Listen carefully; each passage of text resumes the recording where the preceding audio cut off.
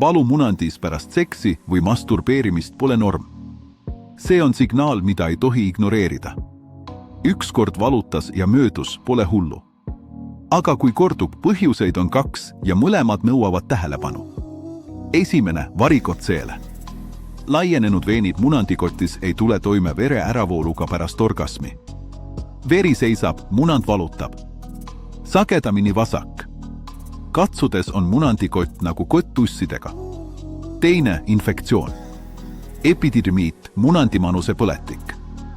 Valu tugevneb pärast ejakulatsiooni, sest sperma läbib põletikulist tsooni. Võib olla temperatuur ja turse.